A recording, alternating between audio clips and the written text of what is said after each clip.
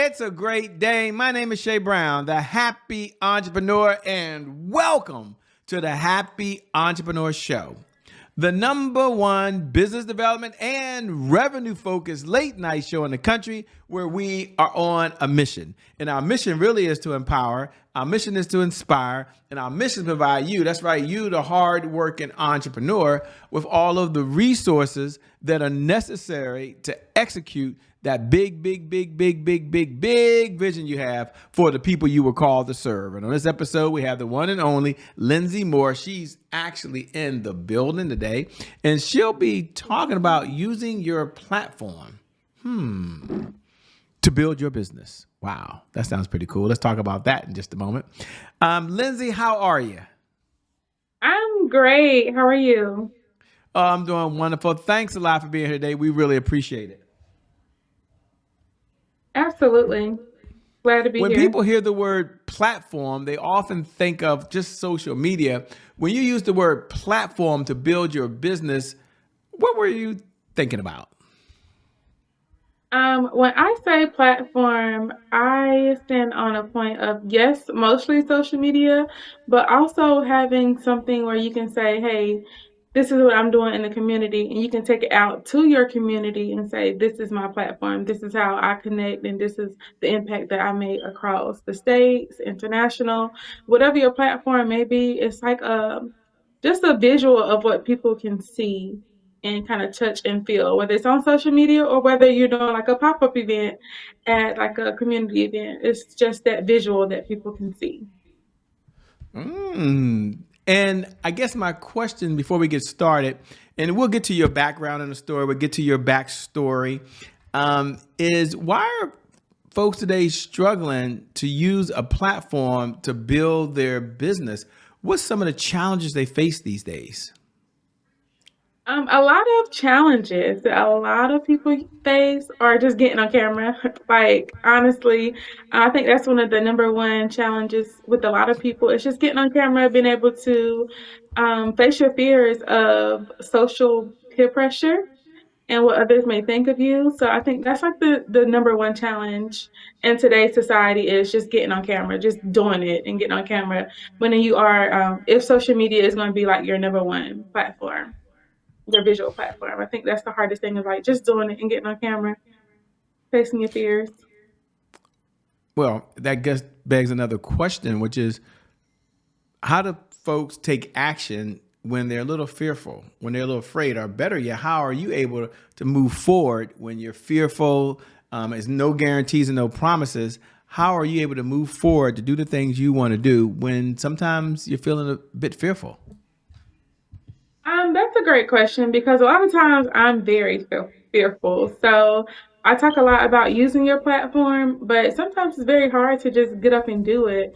So I like to have a goal to like go live 5 times a month or just set small social media goals or small platform goals. But if it's not going to be social media, it might be, okay, I'm going to go in the community for 20 minutes today and just talk to random people. So you have to give yourself those monthly and daily challenges and just do it, fearful or not. And your goal is to just run through the numbers of until you find your audience, until you find the people that connects with you and that's going to help you build your platform. It's just a numbers game. Run through the numbers until you find your audience.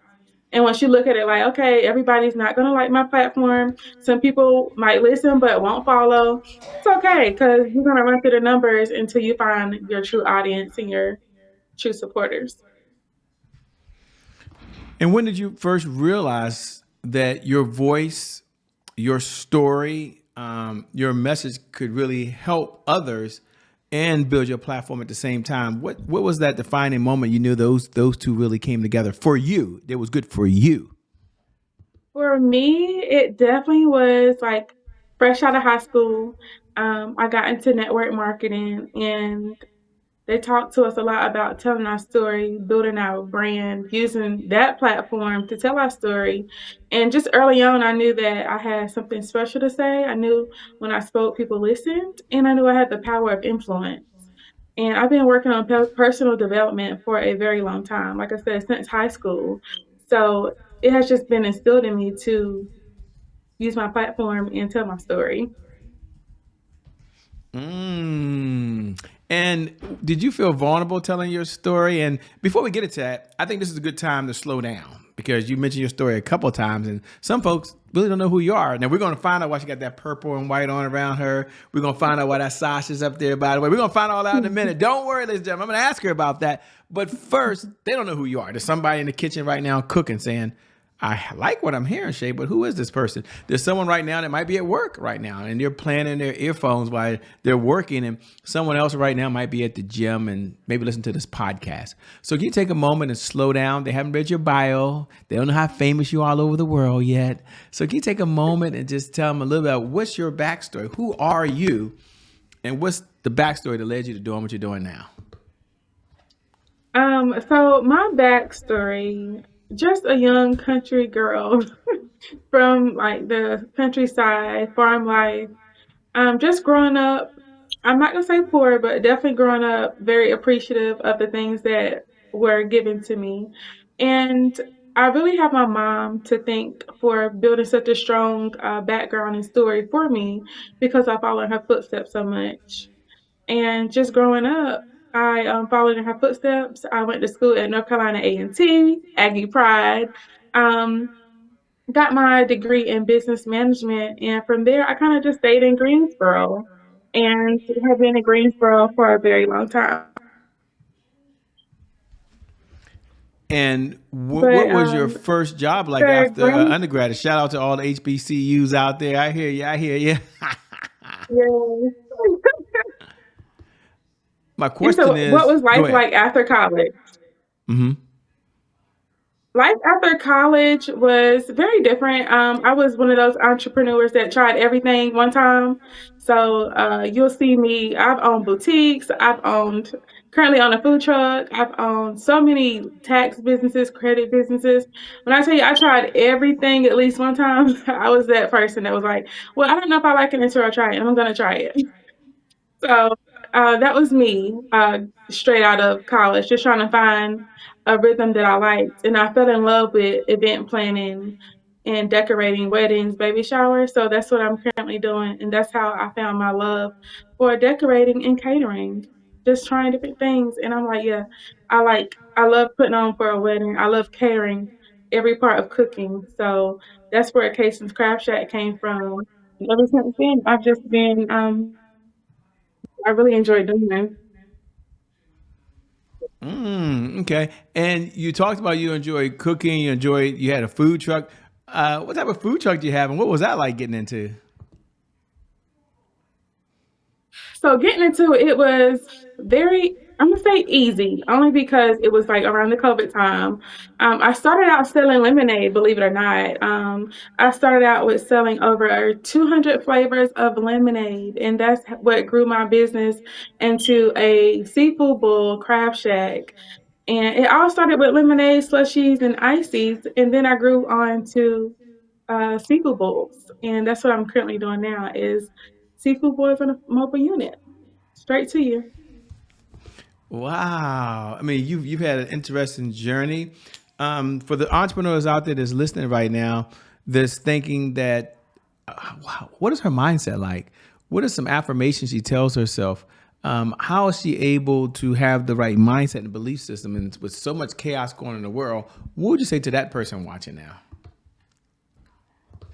You just have to stick to something and do it. A lot of times we don't know what to do, but sometimes we just have to sit, focus in one thing. Because, like I said, I was doing a lot, but it wasn't until I set focus on my mind on like one or two things. And so that's when I really like took off and I made my first six figures. Is when I got serious about one or two things and not stretching myself thin with the boutique, taxes, credit repair. I say, you know what? I'm going to stick with event planning and catering because they go hand in hand. And that's what I did. I stuck with those two and I haven't left since. Um, we'll talk about you in a moment competing on the national stage for Miss Corporate, Miss North Carolina. But before we do that, what do you enjoy most so much about the catering and event planning business? What gives you the most joy out of doing that? I love to see something plain turn into something like so magical. If you've never been to one of my events, you definitely have to get in the room and just see how the magic happens. I love taking something so simple, something so plain, and just turning it into like a breathtaking event. And that's what I really, really enjoy when it comes to event planning and catering. Like I'll see something and I'll just run with it and make it so extraordinary, like something that you probably never see again. So have you always been a creative? Always. Always. Yeah. Why Miss Corporate America? Why Miss North Carolina? Now you're Miss Greensboro. I guess that'll be the journey should you continue to go on this path. How were you introduced to Miss Corporate America? And then what was your decision to step into the arena, um, be a part of the mission that you're doing now? So why Miss Corporate America? Um, First off, I did pageants a long, long time ago. So I came up in the pageant world. Even in like middle school, I was the middle school queen, high school queen. And when I went off to college, I kind of slowed down and just focused on school. But now, as an adult, I had a chance to meet the president of North Carolina from Miss Corporate America. And it happened to be such one of my good friends. And she really convinced me to get back into the pageant world. So here I am competing all over again after probably 15, 20 years of not competing. I'm back to compete, but this time on a corporate level with more meaningful than just a crown. And for those folks that are out there that's saying, wow, her life seems to be perfect, Shay. She's been able to do amazing things her whole life, do some incredible things helping other folks. It leads us to a segment we have here called Today is My January 1st. Now, for those folks who tune in every night at 11 p.m. Eastern Standard Time, you'd probably know what I'm about to ask. We asked that question. You can go ahead and say those magical words now. Today is my January 1st. Happy New Year to you. For all the other folks who are tuning in for the very first time, today is my January 1st is our personal mantra at the Happy Entrepreneur Show. It represents a fresh start. It represents a do-over. It means our past, no matter how dark and gloomy that past is or how bright and sunny the past really no longer equals the future. And so my question for the one and only Lindsey on the other side is two things. Number one, when you hear those words, today is my January 1st, what do you hear? And number two, was there ever a time in your life there was a challenge, there was a setback, and you had to take it? How were you able to come back from it? It's so funny because I don't remember if you remember being on one of our calls, and you said, you have to have a never again moment. And it's so crazy because I was going through my never again season. And I was just like, it's meant for me to hear those words. And ever since then, that's what I keep in my forefront. Like, okay, never again moment. This would never, like, never again, never again. This is the last time, never again.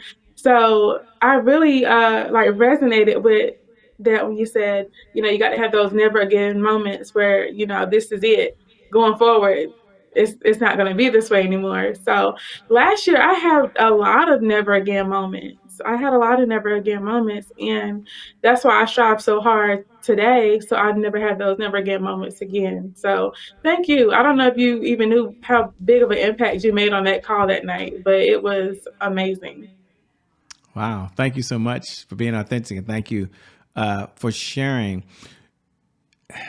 Yeah, the never again moment. I remember that. When you step Hmm. back and you look at it, one question I like to ask is, what's one of the best pieces of advice that you ever been given? And I know you've been given a lot of advice along this journey. If you just step back and say, wow, say, here's something that was given to me that I hold near and dear to my heart that I want to share with the audience. What would it be and why? Honestly, I'm going to say your advice. Your never again moment, like just never ever been in that situation again, because it teaches you a lot of things when you say, okay, this is my last time been in this situation. This is my never again moment. That's the best advice because you're promising yourself that no matter what, you're never going to be in this situation or have these issues again. So obviously that's the best advice. Like, going through the trauma, going through the trials, but also recognizing when this is never going to happen again because I'm going to make sure it does not. That's the best advice that I have heard in a long time. That it's simple. It's so simple, but like once you listen to it and you resonate with it, it's like, okay, yeah, this is my last time. Never again. Never again. This is going to happen again. Yeah. Yeah. What does success look like for you these days? What does it feel like? Success to me feels like being a full time mom, being able to travel, having the luxury to travel, and then, just being able to have that time to give back because I do believe in making an impact. In the community. So being a full-time mom, being a full-time entrepreneur, and just being able to enjoy my time with my son and giving back to my community to pour back into others. That's success to me, like not having to be tied down to a schedule and just having that flexibility to go out in the community on a Thursday, on a Tuesday, and just give back.